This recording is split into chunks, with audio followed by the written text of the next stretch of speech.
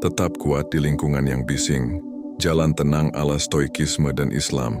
Di dunia yang semakin bising ini, bukan hanya oleh suara, tapi juga oleh opini, drama, ego, dan ekspektasi. Kadang kita merasa seperti sedang berdiri di tengah pasar yang tak pernah tutup.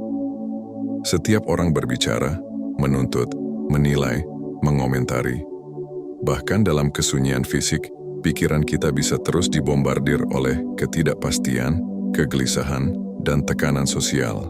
Namun, baik dalam stoikisme maupun Islam, kita bisa menemukan kedamaian batin di tengah badai ini dengan mengadopsi prinsip-prinsip dari stoikisme dan Islam. Berikut 5 cara untuk tetap kuat dan tenang. Yang pertama, dalam dunia yang tak bisa kamu kendalikan, kendalikan dirimu sendiri. Filosofi Stoik mengajarkan satu prinsip emas. Kita tidak dapat mengendalikan apa yang terjadi di luar diri kita. Kita hanya bisa mengendalikan bagaimana kita meresponsnya. Marcus Aurelius, kaisar Romawi yang juga filsuf Stoik, menulis dalam Meditations, kebisingan tidak membuat jiwa gelisah kecuali kau membiarkannya masuk. Dalam Islam, konsep ini sangat serupa. Dalam Al-Quran, Allah berfirman, sesungguhnya Allah tidak mengubah keadaan suatu kaum sampai mereka mengubah apa yang ada pada diri mereka sendiri. Al-Quran Surah Ar-Ra'd ayat 11. Artinya, perubahan dan ketenangan dimulai dari dalam, bukan dari luar. Kita tidak bisa menutup mulut semua orang yang kasar, atau menghentikan gosip, atau mengubah dunia menjadi lebih tenang. Tapi kita bisa menata hati, agar tetap tenang di tengah hiruk-pikuk. Stoikisme mengajarkan kita untuk fokus pada apa yang berada dalam kendali kita, yaitu pikiran dan tindakan kita sendiri. Islam menekankan pentingnya tawakal, berserah diri kepada Allah, dan menerima takdir. Alih-alih terombang-ambing oleh opini orang lain atau peristiwa di luar kendali, konsentrasikan energi Anda pada pengembangan diri, ibadah, bagi umat Muslim, dan tindakan-tindakan positif yang dapat Anda lakukan. Jangan biarkan kebisingan eksternal mengaburkan fokus Anda pada tujuan-tujuan pribadi yang bermakna. Yang kedua, jangan biarkan jiwa terkuras oleh hal yang tidak pantas mendapat energi kita. Epictetus, seorang filsuf Stoik, berkata, hal yang mengganggumu bukan kejadian itu sendiri, tapi penilaianmu tentangnya.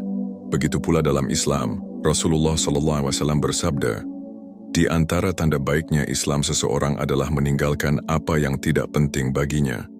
Hadits riwayat Imam Tirmidzi.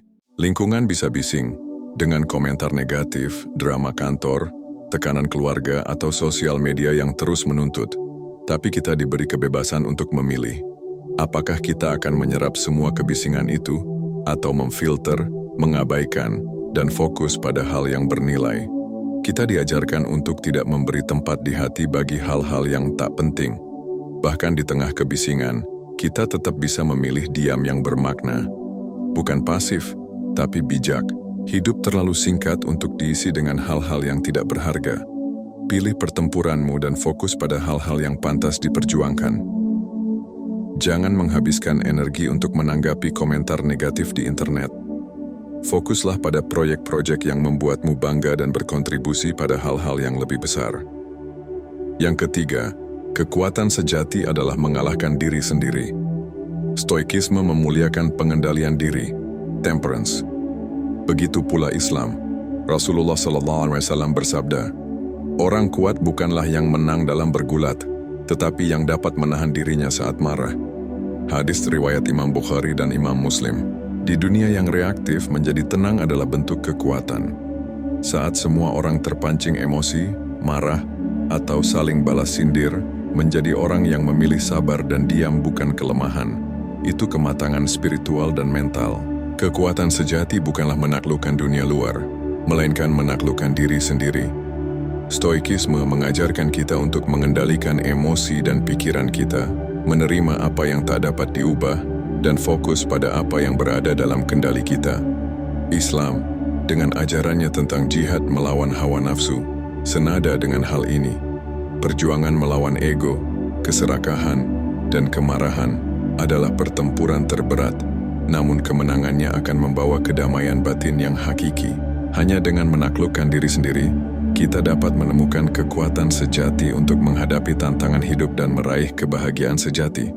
Jalan menuju kekuatan sejati adalah jalan menuju diri sendiri, yang lebih baik, lebih bijak, dan lebih damai. Yang keempat, lakukan apa yang bisa lalu berserah pada Tuhan. Stoikisme bukan fatalisme. Ia mengajarkan, lakukan bagianmu dengan sebaik-baiknya, lalu lepaskan. Begitu juga dalam Islam, kita diajarkan ikhtiar dan tawakal.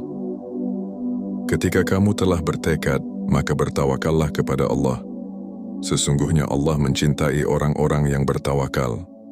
Al-Quran Surah Ali Imran ayat 159. Kita tidak bisa mengendalikan seluruh dunia, tapi kita bisa mengendalikan pikiran, perkataan, dan tindakan kita. Kita berbuat sebaik mungkin, menjaga akhlak, menahan reaksi berlebihan, lalu serahkan hasilnya kepada Sang Pencipta. Lakukan yang terbaik yang mampu kita lakukan, kerahkan seluruh kemampuan dan usaha kita. Namun, hasil akhirnya bukanlah sepenuhnya dalam kendali kita. Disinilah penyerahan kepada Tuhan berperan. Setelah kita mengerahkan segala upaya, kita berserah pada kehendak-Nya, menerima apapun hasilnya dengan lapang dada. Kepercayaan dan ketawakalan adalah kunci ketenangan dalam menghadapi ketidakpastian hidup. Kita berikhtiar, dan Tuhan yang menentukan. Inilah keseimbangan antara tindakan dan penerimaan, antara usaha manusia dan takdir ilahi, yang menjadi inti dari kebijaksanaan hidup. Yang kelima, jadilah mata air di tengah padang pasir. Akhirnya di tengah dunia yang keras dan bising kita bisa memilih, ikut menjadi kebisingan itu, atau menjadi oase. Rasulullah SAW adalah teladan dalam hal ini, tenang dalam konflik, lembut dalam pertentangan, dan sabar di tengah cacian. Stoikisme dan Islam sama-sama mengajarkan, jadilah kokoh seperti batu karang yang diterjang ombak, bukan daun kering yang terbang kemana angin membawa. Ketika dunia riuh, biarlah hatimu menjadi masjid. Setiap dari kita butuh tempat kembali. Dalam stoikisme, itu adalah kesadaran dan akal sehat. Dalam Islam, itu adalah zikir dan sujud. Di tengah bisingnya dunia, jadikan hatimu masjid, tempat suci yang tidak bisa dimasuki oleh kegaduhan dunia luar. Karena pada akhirnya, ketenangan bukan didapat dari dunia yang sunyi, tapi dari hati yang kokoh.